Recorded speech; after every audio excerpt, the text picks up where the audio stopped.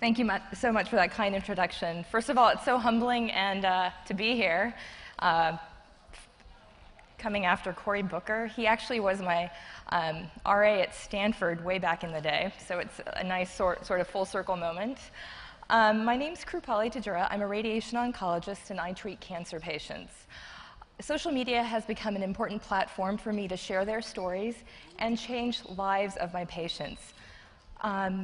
There are so many stories I'd love to share, but I'm going to tell you one that really struck a chord for me on how Twitter can be such a powerful tool. Last April 2010, I treated an 80-year-old woman with late-stage lung cancer.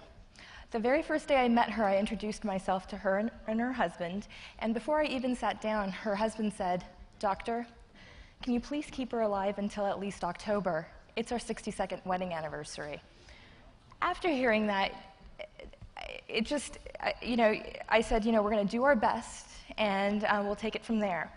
I've always tried to listen to my patients and their hopes and their dreams to see if I could help out in any way possible. And I heard that she enjoyed listening to a violinist from the Netherlands named Andre Rieu.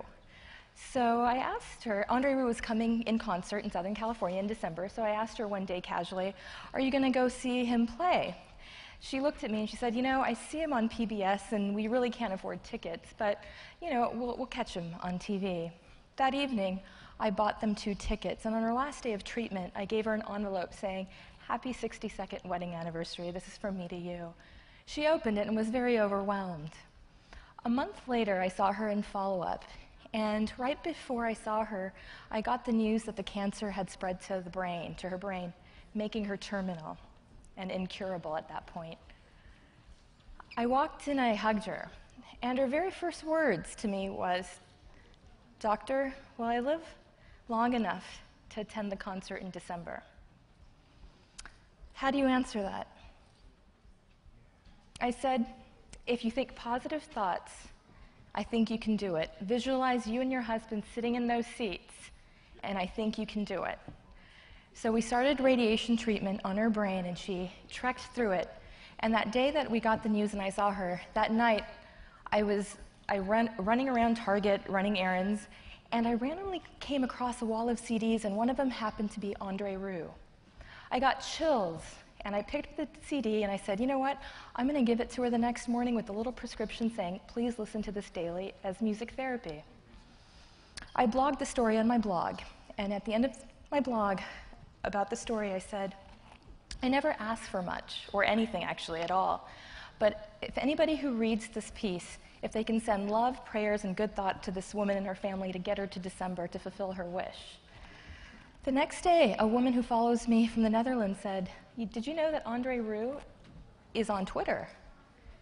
So we all started sending him the link.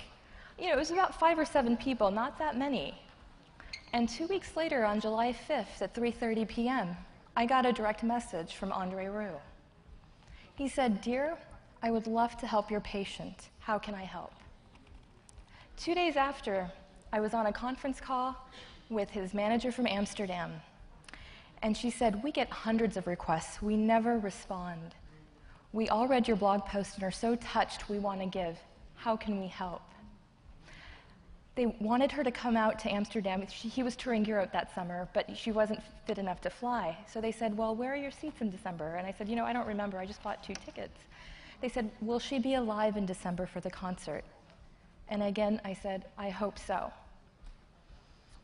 They offered her VIP tickets with the opportunity to go backstage to meet Andre. And when I told her the news, her first response to me was, "Why me? Why do you care so much?" And my response to her was, "Why not?" Twitter is an amazing tool. The world is listening, the world wants to help, and the world cares. That's just one of the several examples I personally have been involved with. And yes, she did make the concert. And to watch her and her husband enjoy that evening was incredible. We all went backstage, got to meet Andre. He gently held her hand, lifted her from the wheelchair that she was in so that they could take pictures. To see the love shared between that couple was incredible. And the moment that stood out for me the most was when we were leaving. Her husband whispered in my ear, "Thank you so much. You don't know how much this has meant to her. You not only extended her life, but you extended my own." So I leave you with my favorite quote from Plato.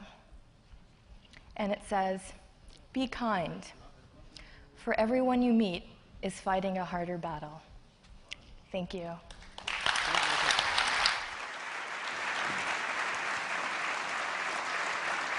Thank you. No, that was great. What Doctor did not share was one of the stories I saw. I was part of a year ago in May. Doctor, come back here for a second. So last May we were in LA, and you came to the Sunset Strip because That was a great story. I heard about you because you had another cancer patient who was trying to get on the Ellen show, watch the Ellen show. She wanted to go. You're in LA, couldn't get tickets. You tweeted it, and magic, and you got tickets. And then you mentioned briefly about a friend of yours who had a patient. Yeah, it wasn't my patient. It was a coworker's patient. A nurse had said, "Well, I know you're fulfilling patients' wishes. I heard that, there's a patient, that not your patient. She and her husband would love to go see the Steelers play. They've never seen him before. They've been longtime fans." And within a minute this was like a room of about 300 or so people were in it. Within a minute of this being said, the crowd spontaneously reacted, and we raised, I think, $401. $500. And before the evening was over, you had yourself flights, and then the next day, Yahoo contacted me with hotel rooms. I mean, it was just a whirlwind effect. And when I called to tell her the news, I said, "What's your dream?" And she said, "Who are you?" And I said, "There are people in this world that care about you, that you've never met before, but want to send you to Pittsburgh." And her and her husband's reaction over the phone, I mean, you could only cry. I mean, it was just so joyous. And they went. They went, and Lynn Swan got involved, donated 4 tickets and a suite. He graciously came and hung out with them. It was a dream come true, and it's just the power of caring and the power of just asking is unbelievable. Can change a life. And you do that all the time. Thank you so much.